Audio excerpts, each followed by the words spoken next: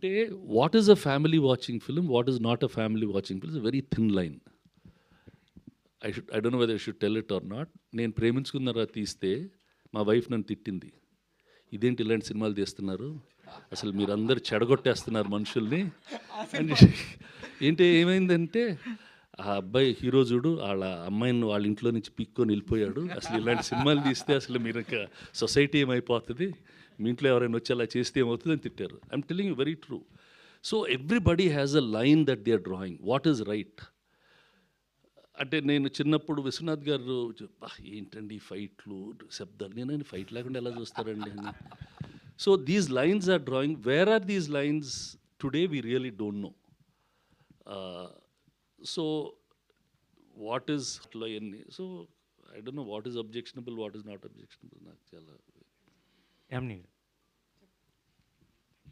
So it's completely different kind of film and trailer కూడా చాలా different cut చేశారు నందు గారు. ఆయన మ్యాడ్నెస్ అంతా నందునెస్లో చూపించారు. సో అంటే ట్రైలర్ చూసిన తర్వాత మీ క్యారెక్టర్ చూసి there was an arc in the film ఇందాక నేను చెప్పినట్టు. సో మీకు అంటే ఇప్పటిదాకా మీరు చేసిన క్యారెక్టర్స్కి ఇక్కడి నుంచి మీరు చేయబోయే క్యారెక్టర్స్కి సైక్ సిద్ధార్థ్ ఎలాంటి చేంజ్ తీసుకొస్తారు?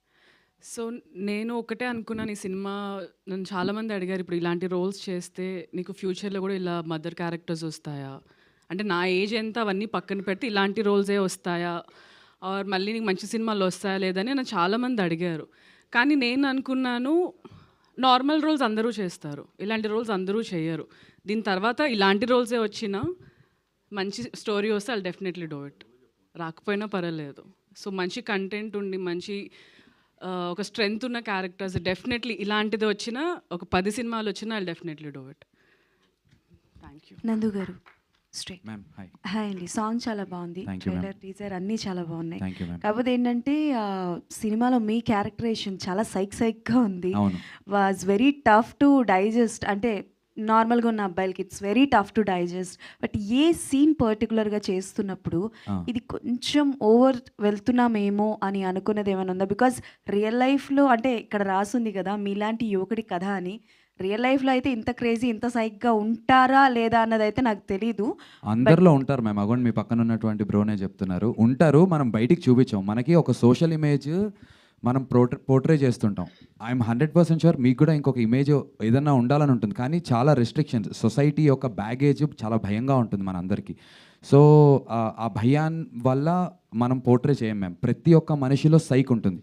ఫర్ ఎగ్జాంపుల్ మీరు ట్రాఫిక్, ఇప్పుడు ఇక్కడ మీరు వస్తున్నారు, ట్రాఫిక్ జామ్ అయింది, మీకు ఫ్రస్ట్రేషన్ వస్తుంది, సైక్ వస్తుంది.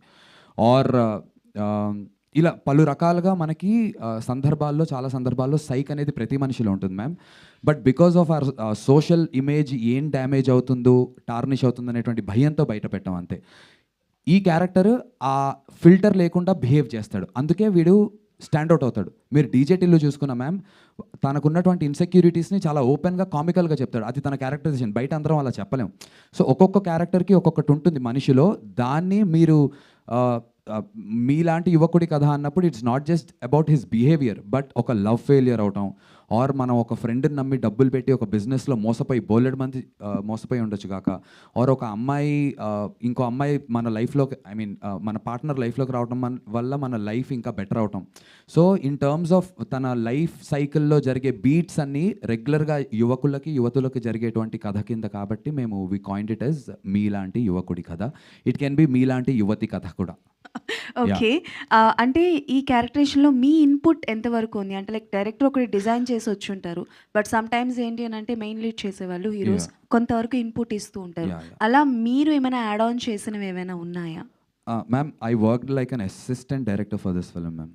సో సార్ చెప్పారు కదా, నాట్ జస్ట్ ప్రొడక్షన్, నేను స్కెడ్యూల్ కూడా నేను వేసేవాడిని. ఏ సీన్ తర్వాత ఏ షూట్ చేయాలో వెళ్ళి డైరెక్టర్కి చెప్పి ఈ షూట్ చేస్తున్నాము అని చెప్పేవాడిని, మళ్ళీ వెళ్ళి యాక్టర్గా చేసేవాడిని.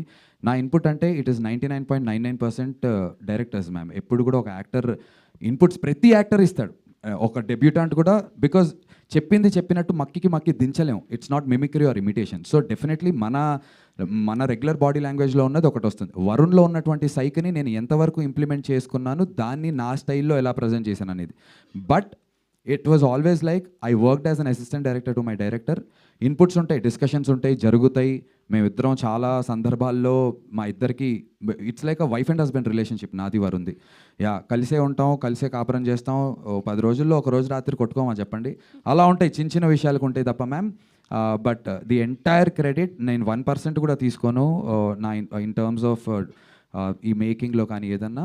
I embraced it as a ప్రొడ్యూసర్గా చేసినప్పుడు ఆ వ్యాకినెస్ని నేను ఎంబ్రేస్ చేశాను.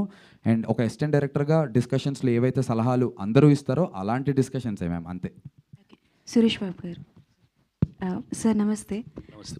సార్ మీరు ఇందాక మెన్షన్ చేసినట్టు అసలు ఆడియన్స్ అంటే పాయింట్ ఆఫ్ వ్యూ ఎలా చూస్తున్నారు, ఏ సినిమాని హిట్ చేస్తున్నారు, ఏ సినిమాని చేయట్లేదు అన్నది క్లారిటీ అన్నది ఉండట్లేదు.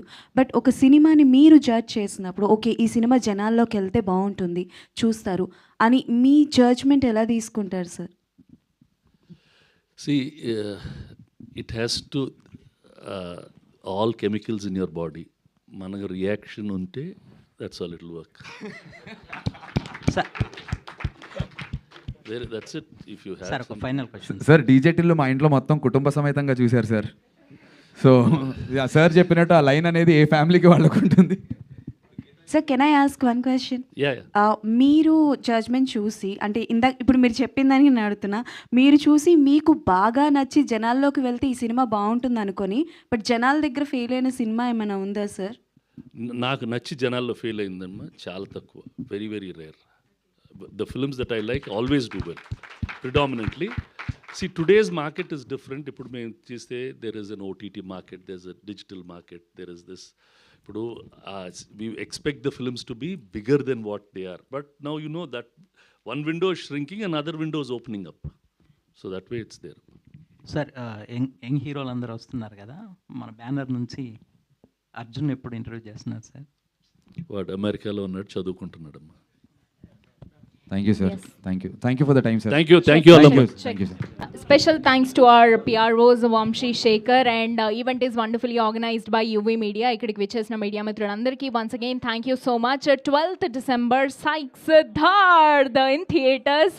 And finally this is me Divyan Veshita signing off.